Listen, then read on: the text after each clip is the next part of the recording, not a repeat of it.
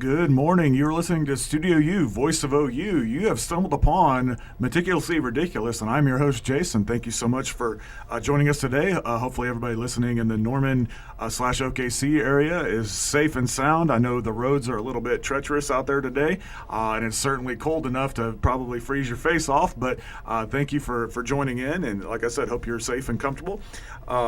Now, this is going to be a show. I entitled it Name. We're going to be talking today about some origins of different names, common names that we all are associated with or have come in contact with along the way in our lives. And I think it's very interesting. I'm a lover of language and how things kind of come together to form.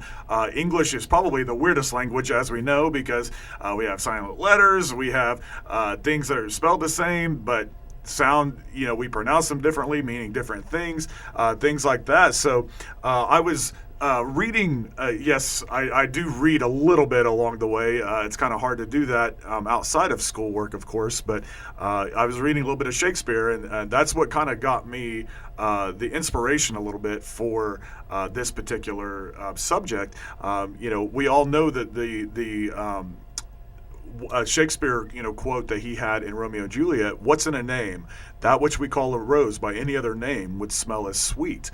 So I read that line, and I, of course, have heard that line and have read it before, but it really kind of started me thinking on, the origins of some different names and the importance that we put into names and things like that. So that's what kind of sparked this idea for today's topic. So we're going to talk about some different origins of names. We're going to be discussing things that maybe you didn't know the name of or that there was a name for.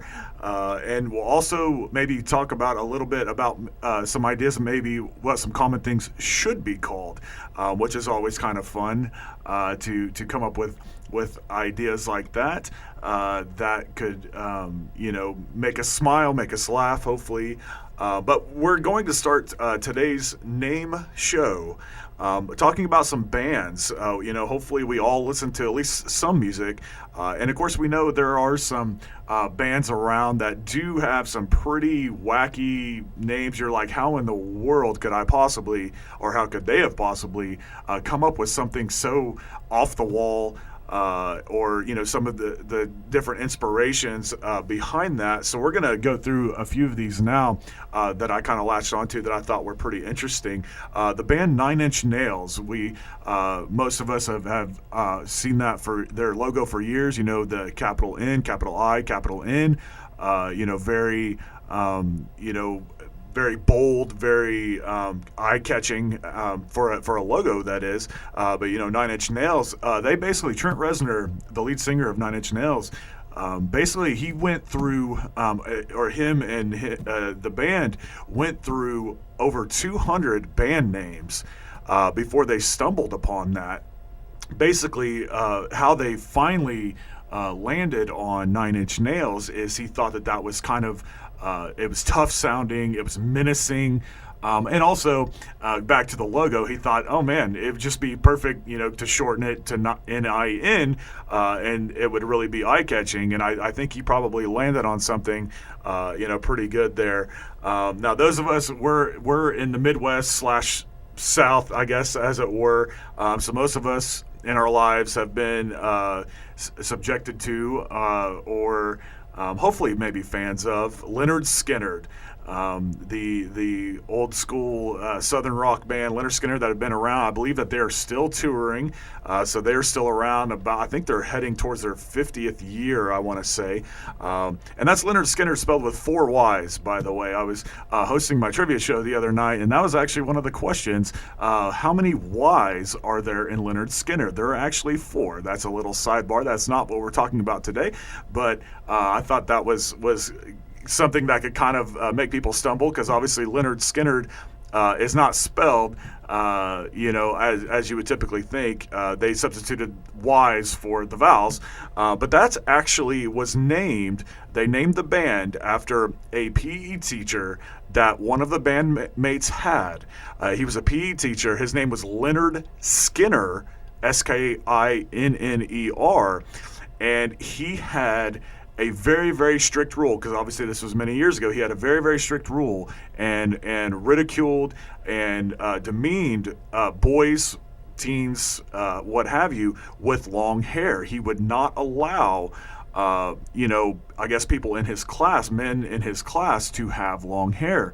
And so if you've seen pictures of Leonard Skinner along the way, you know that a lot of them obviously are long haired. They have, hair down to their shoulders, or at least, some form of much longer hair than a lot of us have. But actually, one of the band members, how they basically kind of came up with that is kind of to stick it to that PE teacher, because this man, while he was a teenager then, he ended up basically dropping out of that school, or at least that PE course, because of that teacher. So when they were thinking of a band name, he wanted to pick something that would kind of like be a little jab at this PE teacher. But of course, I would kind of take that as an honor, or as, something that's really cool. It's like, yeah, may have been for a bad reason, but it's like, hey man, this is an iconic band, and hey, that's me. They named that after me. And yes, I was a complete jerk, but that was pretty cool. I thought this was very interesting. The alternative band Smashing Pumpkins, they've been around for many years too. And I think, in fact, they're going on their 30th year, maybe a little bit more than that, but they've been around for a long while and making music. And Billy Corgan, the lead singer, has ventured into a lot of different businesses, and he's an entrepreneur and does a lot of different things. But I thought it was kind of interesting, because I always thought, and I think most of us always thought, that Smashing Pumpkins, it kind of tends to come out around Halloween. We were thinking, they're talking about going around to the neighborhood and doing what teenagers do, and that's smash pumpkins. It's not right necessarily, but you just think that Smashing Pumpkins, it's in the name right there. That is an action, something that people actually do. In fact, Billy Corgan always meant Smashing Pumpkins to mean smashing, as in that is smashing, like good, like kind of, I guess, almost kind of Great Gatsby speak. That's smashing, or I don't know if that's Gatsby, but that that kind of era of stuff. He meant smashing as an adjective, not an action. And then he basically was not picky about the second part of the name. He just any vegetable. I'm not sure why he landed on a vegetable, or why it needed to be a vegetable. He was not very picky when it came to that. So he's just basically smashing. Oh, pumpkin. Okay, let's do Smashing Pumpkins. That's the thing. But I thought that was very interesting. That. We've all probably mistaken that for, actually physically going out and smashing pumpkins. But in fact, what that means is like good pumpkin, essentially.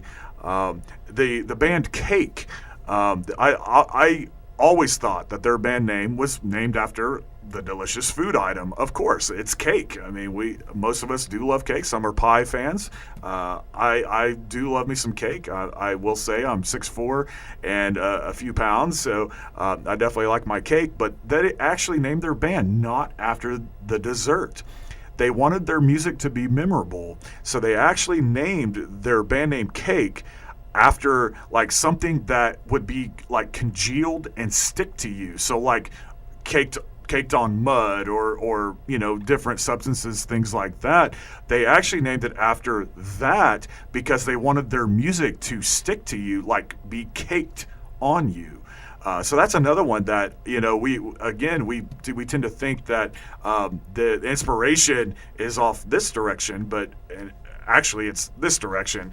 The old school metal band Black Sabbath, Ozzy Osbourne was the lead singer for many years, and I think he's come in and out of touring with them over the years, but that is actually was named after an old school Boris Karloff, a horror film that one of the band members just happened to see a super long line forming for this horror movie. And so basically he was like, well, I mean, if it's working for Boris Karloff, if it's working for the movie industry, then why not? Let's just borrow the name Black Sabbath, and so to hopefully create interest and things like that. We're going to go on to a little bit more current. They have been around a while, but they're still making music. Green Day. This one is not very hard to read between the lines. They are called Green Day because they wanted to be the Cheech and Chong of punk rock. So Green, take for it what you will. I think you can pretty much, as soon as I said Cheech and Chong, you probably knew exactly what I was talking about. The band or boy band or NSYNC, they're talented. I won't badmouth NSYNC, and of course Timberlake in particular. Those are some talented guys. And so I will not. I will refrain from saying anything negative about them. But actually, the name NSYNC came from Justin Timberlake's mother. Basically, upon first hearing them sing collectively, she said, "You guys sound really in sync." So INSYNC. Obviously, they shortened that to make it look a little bit more eye popping. Things like that, like taking out the I and then combining the words. But basically, it's Timberlake's mom that came up with the name of the band. Now, one of my guys, this is one of my favorite celebrities out there, and he's so multi-talented and he's doing it all. But the name Childish Gambino, a lot of us have been very confused maybe of how in the world, what are you doing to come up with something, a name like that, like Childish Gambino, Donald Glover, that's his real name. Like what is your inspiration behind that? Basically, come to find out, there was absolutely no reference or no inspiration behind the name Childish Gambino. Donald literally put in his name to a Wu-Tang Clan name generator on the internet, and it spit out the name Childish Gambino. So that one was a little disappointing because it really didn't, it doesn't really explain what that actually means, because I guess obviously it doesn't mean anything. It's just something that he put into a Wu-Tang Clan name generator, and that's what came out. So it's that one made me laugh. I thought that, I was expecting some kind of deeper meaning behind that. But, the name, it fits. It's very memorable. So I guess, obviously those name generators are typically free. So, he really got away with one on that. So those are some of the bands that I thought were really interesting. Now we're going to transition to some body parts, and yes, I'm going to be very careful. We're not going anywhere we shouldn't be going. But this is some other ones that I thought was very interesting as to why they're called what they're called. The Cossacks. If you don't know what the Cossacks is, that is your tailbone. A few months ago, when we had that really bad ice, I will admittedly, I'm kind of clumsy sometimes. I fell down my stairs and landed on my Cossacks. I was probably yelling a form of the word Cossacks, but it may have sounded like something I shouldn't have been saying. But the word Cossacks, Coccyx, the tailbone, that is actually derived from the Greek, for the word, for the Greek word for cuckoo, as in cuckoo bird. It is derived from the Greek word for cuckoo because the tailbone actually resembles the beak of a cuckoo bird. I was kind of thrown off by that. I'm not sure, why I never knew that or anything like that. The word arteries or artery, it obviously they send blood all over your body. It's from the Latin and Greek for air holder. Basically, for a long time, medical professionals thought that they are basically air ducts because after a person has been deceased, all the blood, basically disappears from the arteries, and so they thought it was basically arteries were just a way to send oxygen throughout the body. They were considered air ducts, but obviously, as we know, they send blood throughout the body. But that's basically why they're called arteries, because that's the Latin and Greek for air holder, because of that misconception. Now, this is something I thought was funny, and I think I've heard this once upon a time. I probably knew this, but the word glabella, Glabella, glabella. I don't think I have thought about this in a long time. We all have one. This is the area, glabella, the area between your eyebrows. Think about that space between your eyebrows. Hopefully, you do have a space in between your eyebrows. We know some professional athletes, Anthony Davis for the New Orleans Pelicans, he can get away with rocking the unibrow, but the glabella is actually, that is Latin for the word hairless. So hopefully you're living up to what glabella actually means, hairless. I know sometimes when I'm studying, or I'm sure my friends that are parents, you find yourself rubbing, needing that little doughy part of skin in between there, the glabella. If you're stressed out or thinking very hard about something, maybe that's why it remains hairless on most of us, because we've just rubbed all the hair off. But glabella, actually means hairless.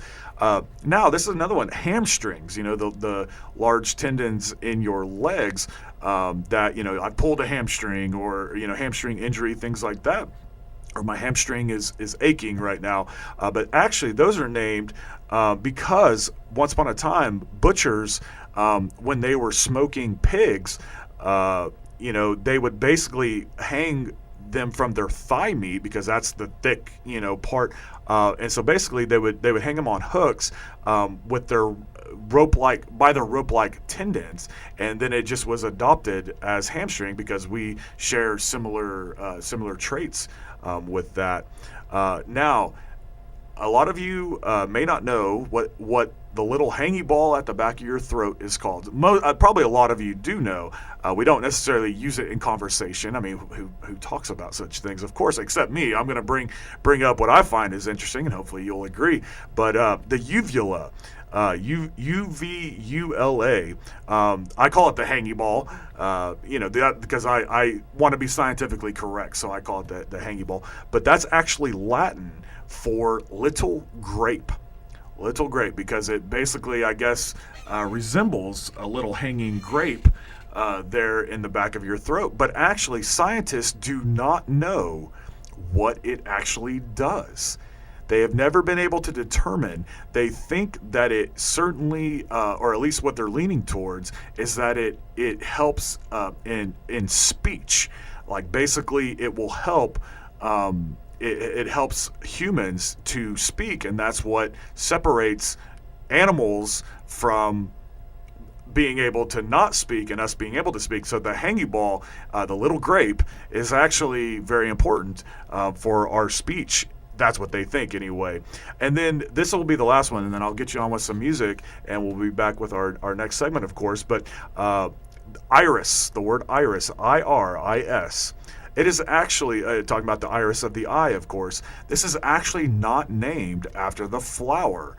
You'd kind of almost think that it would be, because, irises open and bring in lights and all this kind of stuff. So you're thinking that would be named after the flower, perhaps. But actually, the iris is named after the Greek goddess of the rainbow, because obviously our eyes take in the different colors that we see. So it is actually named after the Greek goddess of the rainbow. So I'm going to leave you with that, and we'll be back with our next segment. I'll hit you with some music, and I will be with you in a few.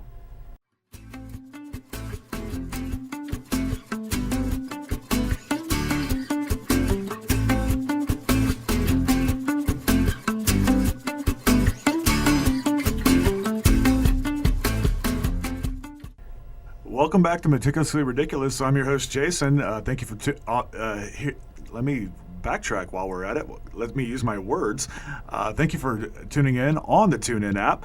StudiOU. Hopefully you favorited that, so you can join us every week starting at 9 a.m. here on Wednesdays. Also, and of course, my listeners, people just walking through the Student Union, we're located in the lobby of the Student Union, the living room of campus.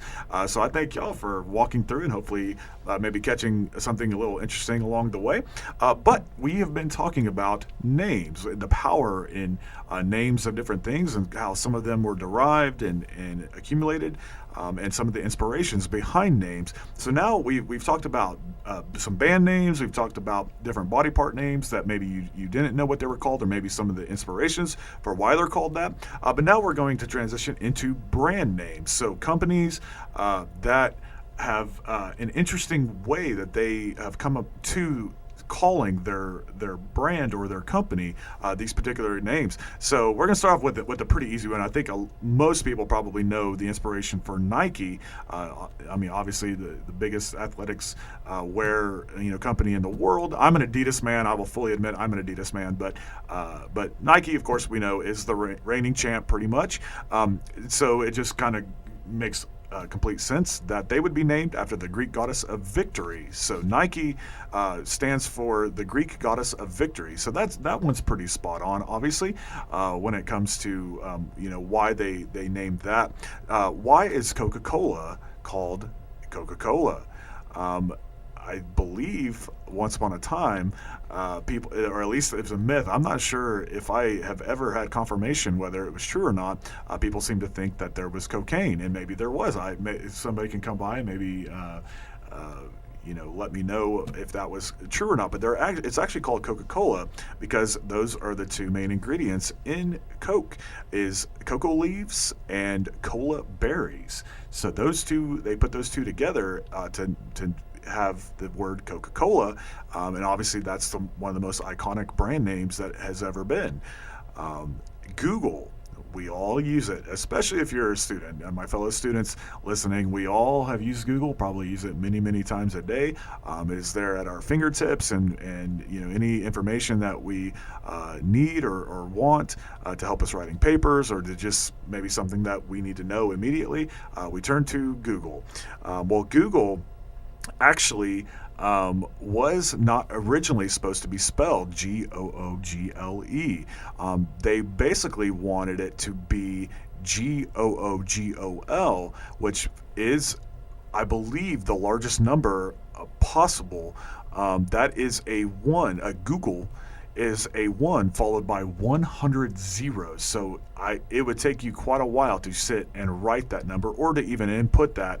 Most calculators, I would think, are not going to be able to handle such a number, but they originally wanted it to be spelled just like the number Google. But there was a mistake in, I believe, when they were going to print some things off or something like that. And so they accidentally spelled it Google, and it basically just stuck from there. I'm not sure. I think it probably looks better the way it is now, but I thought that was kind of interesting of why, they basically, because the inspiration behind that, though, of course, because a 1 followed by 100 zeros, that is a lot of information. So basically, to relate that to anything you need or want to know, we want to have available to you. So basically, the largest possible thing we could possibly have for you, and so that was the inspiration for the name. The name Lego, the Lego movies, I believe Lego Movie 2 is out right now, so Legos have been popular for a very, very long time. That's basically that is the Danish word.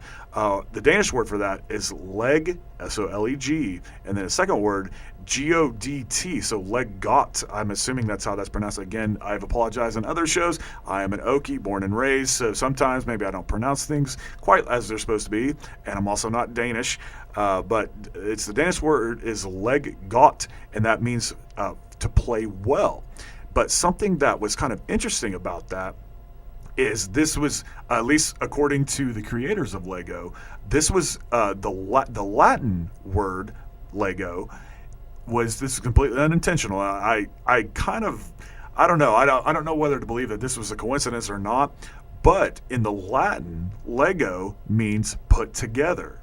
So they're saying that part originally the Danish word "leg godt," play well. That's what they intended, and that's where they got their inspiration.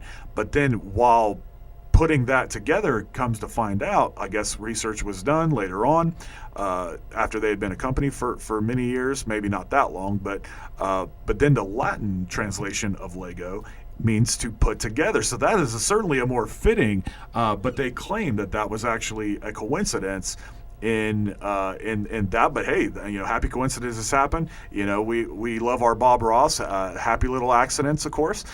We can always make something of that. So that I thought that was really, really cool. I am an old school Nintendo fan, and so this next one was kind of interesting. It's from the Japanese. It's two different words. It's Japanese because, as we know, Nintendo was originally a Japanese company. Now, if you were listening to my show, I believe it was last week, talking about time, I talked about Nintendo being around since 1889 because it was originally a playing card company, and then obviously, back when technology first came on the scene, and then it transitioned into that kind of company. But it's pretty much always been, just about always been a gaming company. But it originally started as trading cards, or not trading cards, but playing cards, things like that. But Nintendo is derived from two words. The Japanese NIN, it means entrusted, and then Tendou, TEN-DOU,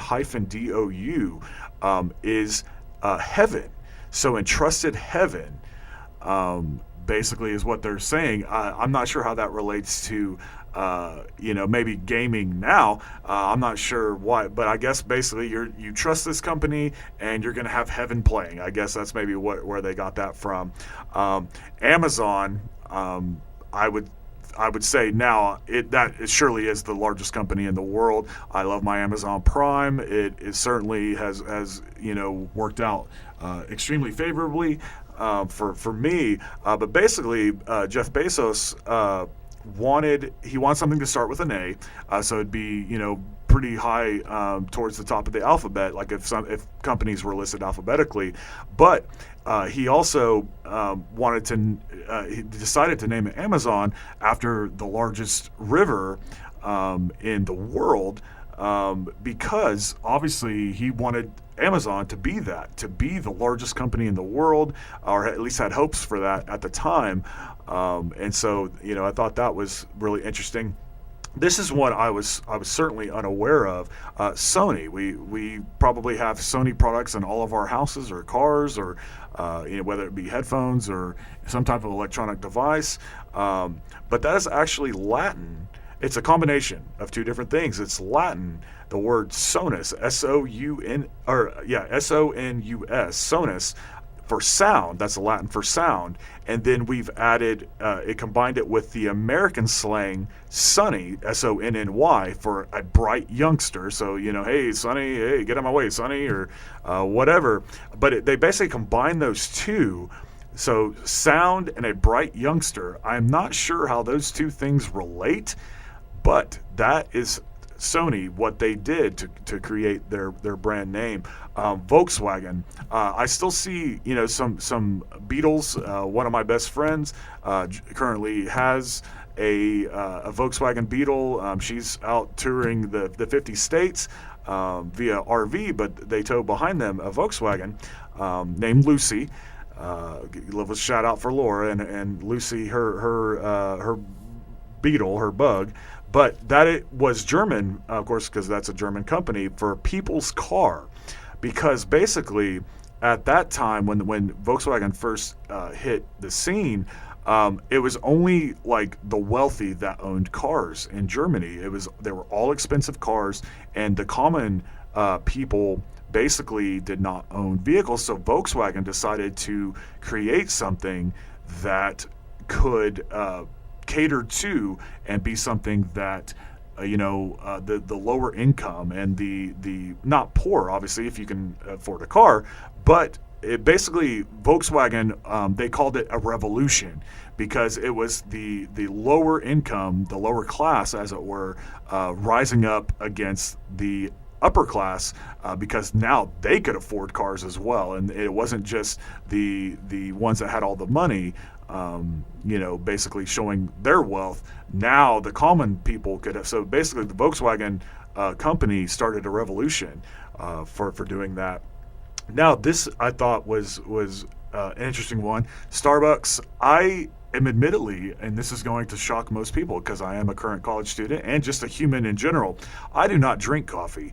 People are always taken aback when I say that. I love the smell of it. I can smell that all day. I am not a huge fan of coffee, but Starbucks, as we know, is the biggest, or at least one of the biggest, coffee companies in the world. We are the one here, just right down the hall from me here in the Union from our studio.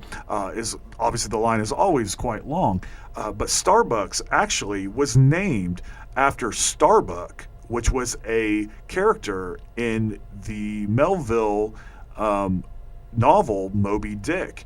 It was named after a character. They originally, basically wanted to name it, or at least the suggestion was made to name it after the ship or a ship in Moby Dick called Pequod. I'm assuming that's how you say that, Pequoud, Pequod.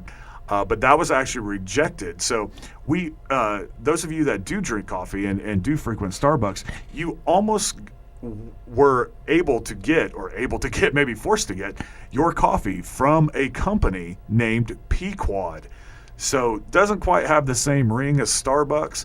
I think Pequod it doesn't quite roll like Starbucks does, but that's what those of you that drink coffee almost were forced to buy your coffee from. It may not have been quite as successful as it has obviously become.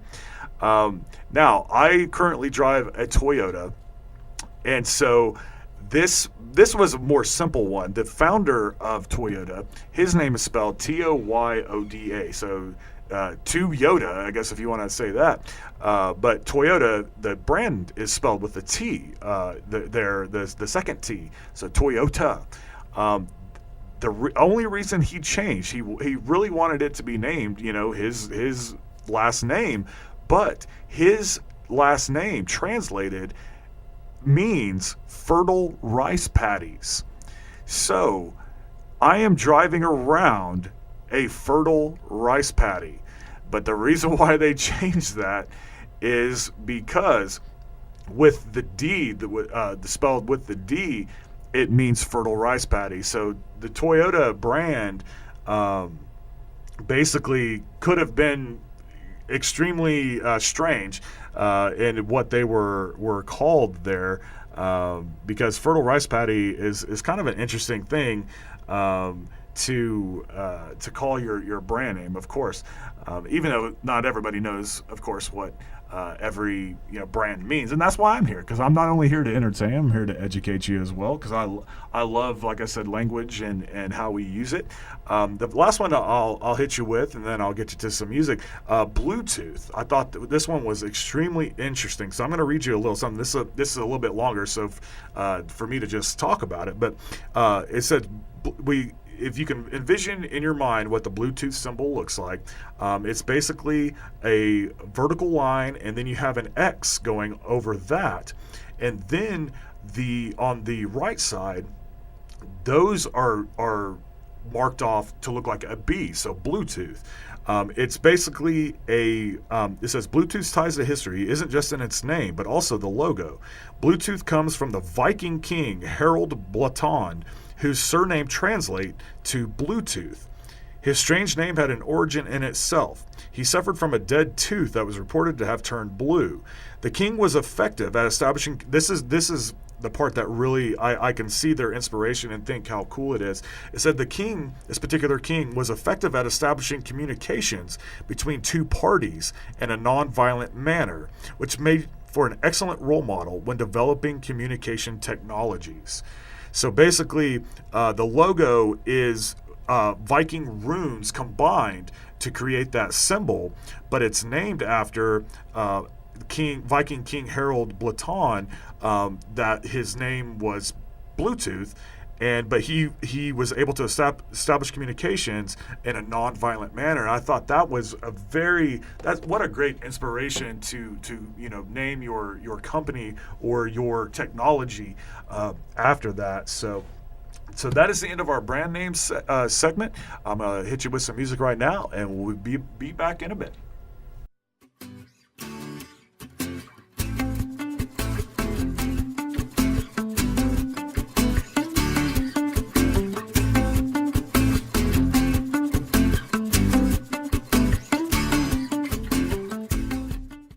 Welcome back to Meticulously Ridiculous. I'm your host, Jason. I want to thank all my tens of listeners for joining me every single week starting at 9 a.m. right here on Wednesdays. TuneIn app, StudiOU. Hopefully you favorited that along the way. StudiOU Voice of OU. So we've been talking about names. In fact, that is the title of this show, Name. Very, very simple. But we've been talking about some of the origins of some different names that are very common to us and maybe some that are not so common. But now we're going to transition into actually, you know what? Before we go on, I want to give a shout out to my friends in the film series from the Union Programming Board, UPB, which is a great thing to be a part of here on campus. And anybody can be a member, and we have a whole lot of fun and a whole lot of things for you. But before we head on, this is Wednesday, so we are fast approaching Friday. This Friday, a very special movie is going to be played. Regina King, the very amazing actress, just won an Oscar for her role in this particular film. But this Friday at 6, 9, and 12, free to everybody, open to the public, and obviously especially our Sooner family. But for 6, 9, and 12, we will be having a viewing of If Beale Street Could Talk, which I've heard nothing but great praise for that movie. So by all means, please come out. $1 concessions. We have popcorn and $1 boxes of candy, a huge variety of that, and bottled soda. You might just see me out there slinging some concessions and welcoming you to Meacham, but absolutely free. So Meacham Auditorium here, located in the living room of campus, our lovely student union. So that's something that's going on this weekend. Also, something else in relation to Meacham is you have a few days left. If you go to upb.ou.edu, upb.ou.edu, if you go to the movies tab, you will have the chance to vote on the free movies that we will be showing in March and April, at least March, and then we may transition into April as well. But you can have your say in possibly what we will be showing for free in Meacham, and there's a lot of good choices. So I encourage you to go to upb.ou.edu to the movies tab to cast your vote on those. But yeah, this Friday, If Beale Street Could Talk, I've heard nothing but great things. So by all means, check that out and come say hi to me. You know, I can't see your faces right now, but just look for the really tall, bearded, goofy-looking dude, and you've probably found me, and you're in the right place. So we're going to transition we've talked about brand names, we've talked about band names, we've talked about body parts, things like that. And now we're going to transition into things you never knew had names. Maybe some things that you've seen all your life, or things you currently use, or maybe even using at this current time that you're hearing my voice. But these are a few things that basically you did not know that there was actual names for, because you don't ever hear them called by anything. You just say, you describe what it is. You don't necessarily say. So the S-shaped opening in a violin, you can kind of picture, a classic violin or fiddle, depending on what kind of music you're playing. Of course, we're in the Midwest, so I'm sure there are probably more fiddles than violins, as it were. We can do classic too, but I'm sure there are probably quite a few more what are considered fiddles. But you can picture what a violin slash fiddle looks like, and those S-shaped holes on the front of the wood, on the front of the instrument. Those are actually, for some strange reason, they're shaped like S's. They're called they're S-shaped opening, but they're called F holes. I guess maybe it looks like a cursive, lowercase cursive S or F, but they're actually called F holes. Now again, Okie pronunciation is on this next one. Bear with me. A vibrace. I really hope I'm close because I really try. But it's Vibrassae. Vibrassae. I have never heard this term, but I have a whole lot of friends that love their kitties. That actually is a cat's or kitten's whiskers.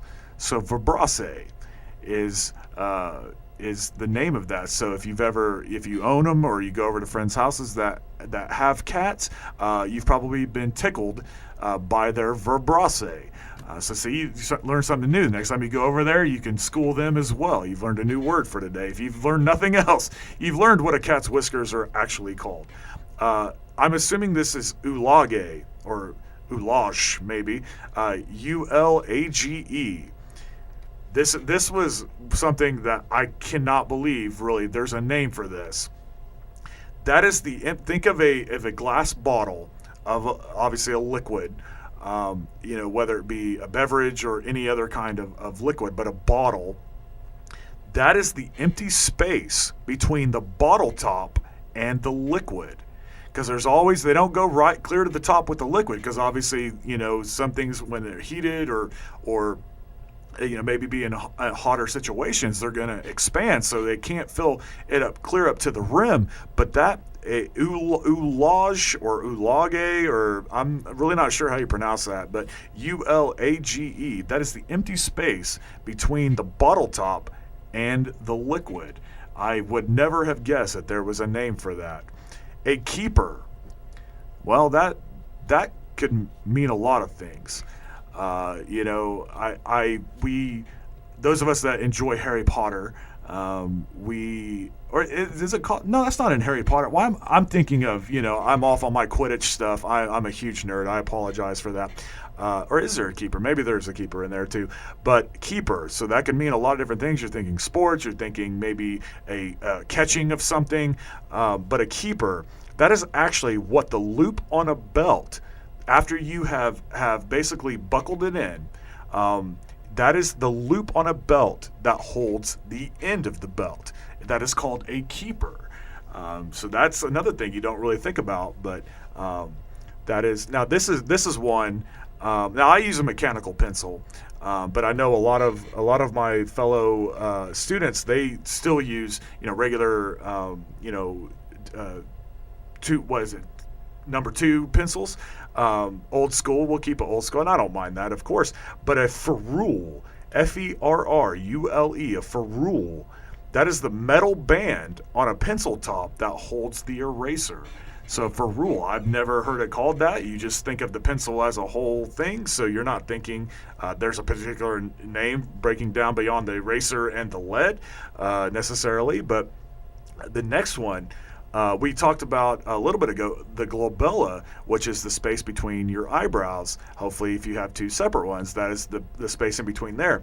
Columella, or columella, Columella, that is the part of your nose that separates the nostrils. So that's the little bridge separating from you having one large nostril into having 2 somewhat, well, for me, I have a huge nose, but somewhat smaller openings. So that is the columella, the part that separates the nostrils. So that's to go with your knowledge of what a little bit further north, the glabella. You've learned something else new today. And this is the last one in this little segment here of things you never knew had names. An aglet. I think a lot of you may have heard this along the way, just have not recalled it, because again, it's so common on an item that we put on, every single day. Or of course, if you wear, sandals or flip flops or something like that, maybe not every single day, but you do this quite often. An aglet, aglet, that is the plastic covering on the end of a shoelace. So you have an aglet on your shoes. If you're wearing lace-up shoes right now, there's a very good chance that you have aglets on your feet as we speak. So those are things you never knew had names. Now we're going to transition into some funny things I've found along the way, I've kind of accumulated along the way, of some common things that what people think things should be called. We've been talking all day here, all morning, about some of the interesting or kind of strange ways that companies or people in general have, come up with these names and combined other words and what the true meaning of these words are and things like that. And so some people, and some of these are mine as well, that basically think that we should simplify this. We should get right to the point on what these things should be called. So, like I said, some of these are mine. Some of these I've accumulated along the way because I thought they were pretty funny. Basically, this first one though is going to be like a definition, and not necessarily what it should be called, because they kept it the same. A power nap.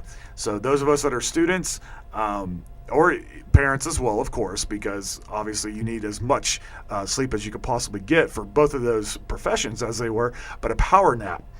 Somebody thinks that actually should be when you sleep on someone weaker than you. That should be called a power nap. You're exerting power over somebody. I'm not sure why you're falling asleep on somebody, maybe a plane or a bus or something like that. But anyway, that should be called a power nap. A group of squids should be called a squad. That one makes sense. I think we're going to go with that now. Water. This one's going to get a little dark here. Water. Somebody wants to call it snowman blood. Think about it. That makes sense. We went a little dark for a moment. A platypus, because we all know platypus. Obviously, one of the most interesting animals in the animal kingdom. People want to call it a duck puppy. Yeah. A sheep. That'd be a land cloud. I'm with you on that. That kind of takes a short word and turns it into two, a longer phrase there, but I kind of like that. Most of us know raccoons, and this has been a funny thing that I think a lot of people already know, but the term trash panda, because we're being silly, and so trash panda, that's a raccoon. A vet. I really did like this one because, again, I love play on words. I love puns and everything that go along with our language. But a vet. Now, obviously, most vets cover a variety of animals, but this one went a little bit more streamlined. But a veterinarian, would be a dogter. Instead of a doctor, a dogter. So a little cute something there. Butter would turn into bread moisturizer. Yeah, there are people that are thinking such things. The sun, as in S-U-N, the thing in the sky, that would be a space bulb. Okay, we're going with it. Feet would be this one. I think they're just complicating things. Floor hands. I don't think I will ever use that one. Some of these others I may latch onto. I don't think I will ever get used to calling feet floor hands. And then the last one I have for you before we get you with some more music, a door. So a door to a residence. That I think that's obviously more what this fits with, but a door to a residence, a home, would now be called a house mouth. I love it. I'm going to use it. So get you with some music, and we'll be back with our next segment soon.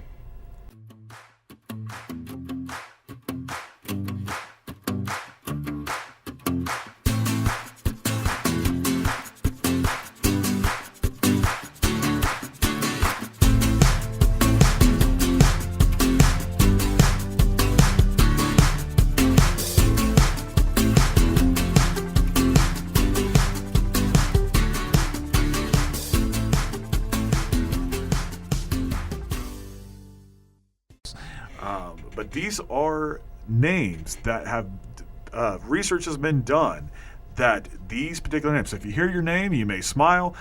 Please do not come banging on the door here at the studio. These are not my list. Some of them I know people by these names, so I will probably agree with some of these. But we're going to start with the nice girls list. So if you hear your name, good on you. Amy is considered a nice name. Georgia. We have a Georgia who has a show here on StudiOU. So Georgia, if you're listening, Your name is considered a nice name. Emma is considered nice. Charlotte. Charlotte is a very pretty name. That's also considered a nice name. Grace. That one I think makes sense. I mean, it's very spiritual and sounds very nice to the ear. So Grace is considered a nice name. Sophie. If you have that name, you are considered nice. Abigail, and I'm guessing Abby would be, we also have an Abigail, or Abby, that has a show here on StudiOU as well. So Abby, if you're listening, or any other Abbies, you're considered nice. Hannah, very, very common name, but that is considered a nice name. Emily is considered nice. And then one that's a little bit older, Alice is considered a nice name. So now for the naughty side on the females. If you have the name Ella, E-L-L-A, Ella is considered a naughty name. Bethany, which is also a biblical name, but that is considered a naughty name. Eleanor, an older name. We don't really hear very many Eleanors all the time, but Eleanor is considered on the naughty list. I gave a shout out earlier to my friend that's traveling the country by the name of Laura. Well, Laura, I hope you're listening, not only for the shout out earlier, but also you have made the naughty list. Your name is considered naughty. Holly is considered a naughty name. If there's any Hollies out there, you are considered naughty. Doesn't mean you are naughty, but your name is considered that way. Courtney is considered a naughty name. The name Amber is considered naughty. Caitlin, in any variation of their spellings. The main one I saw was Caitlin, which is quite a bit different spelling of Caitlin, but that is considered a naughty name. So if your name is Caitlin, you're on the naughty list for Santa there. And the name Jade. I do share a core group with a Jade in UPB. So Jade, if you're listening, your name is considered naughty. I'm sorry I did not make the list. Now we're going to go to the nice guys list. These are names. There's a lot of biblical names on here that are considered good. Jacob is considered a nice name. Daniel, nice. Thomas, even though in the Bible, doubting Thomas, but that's considered a nice name. James is considered nice. Adam is considered nice. He's the one that kind of started it all. I'm not sure if he is nice, but that name is considered nice. Harry, nice. Samuel. Jack. I do know a Jack, a fellow student in Gaylord. Hopefully you're listening, Jack. Shout out to you, but you are considered nice. Oliver is a nice name, and the name Ryan is considered nice. So now to the other fun part. These are the naughty guys' names list. Joseph is considered. So we had Jacob and Daniel, Thomas and James and Adam in the nice column, but then we go to the naughty. We have Joseph, lone Joseph out here. Jesus' dad, that name is considered on the naughty list. Cameron is considered a naughty name. William, there's a ton of Williams. Bills, Billy, Will, those are considered naughty. Jake, Joshua, Jamie. I'm surprised I see so many J names that I do not see my own on there. I guess I skated by this time, at least for this research purposes. Pardon me. But Jake, Joshua, Jamie, those are all considered naughty on the naughty list. Lewis is considered naughty. I have a good friend in Gaylord as well. Lewis, I hope you're listening. You're naughty. Benjamin, or Ben, Ethan, and Luke. So those are the four lists. If you heard your name in either column, you may have something to say about it. Or your friends and family may have something to say about it. If they heard your name on the nice list, they may be laughing to themselves because they know you better than that. Also want to give a shout out, and hopefully y'all will do me the favor of listening to her. One of my good friends, Kennedy, who hosts Theoretically Speaking on Thursday nights, 6 to 8, right here on StudiOU Voice of OU. Her entire show is about conspiracy theories, and it's extremely interesting. I know I have learned a lot along the way, and so during my shows, I like to try to impart wisdom and education as well. But Theoretically Speaking, 6 to 8 on the, of course, TuneIn app for Kennedy's show on Thursday nights. So I'm going to leave you with a couple more words of wisdom here. We've been talking about the importance of names and kind of having some fun with names. But we're going to go a little bit serious. We're going to go a little bit deeper. We're going to dive deeper for the last few minutes that I have you here. The other day, I've seen it many times, and I've read the play and things like that. But I happened upon, it was on one of the cable channels. It was the Hollywood version of The Crucible by Arthur Miller. If you are unfamiliar with The Crucible, that is about... I believe it's the Salem witch trials, or at least maybe not Salem, but witch trials. Basically, people in the town were accused of witchcraft, and so this is a quote from and a line from one of the main character, John Proctor, about the importance of names. So he says, because it is my name, because I cannot have another in my life. Because I lie and I sign myself to lies, because I am not worth the dust on the feet of them that hang. How may I live without my name? I have given you my soul. Leave me my name. So that speaks on how important making a good name for ourselves are. Legally we can change our name, but we know who we are. When it comes down to it. And so that speaks on the importance of creating a good name for yourself. We've had some fun today and being kind of silly on some things, of course, the naughty and nice list there.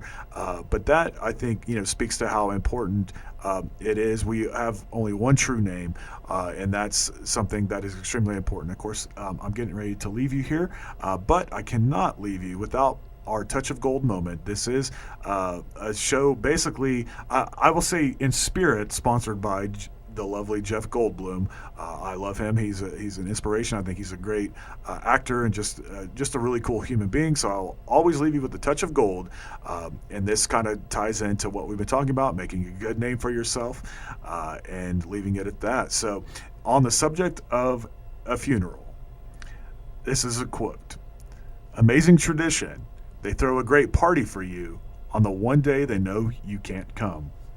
Thank you so much for joining us, and hopefully we'll have you listen to next week, 9 to 11, right here on StudiOU on the TuneIn app. And thank you so much. I've enjoyed it today, and I hope you have as well.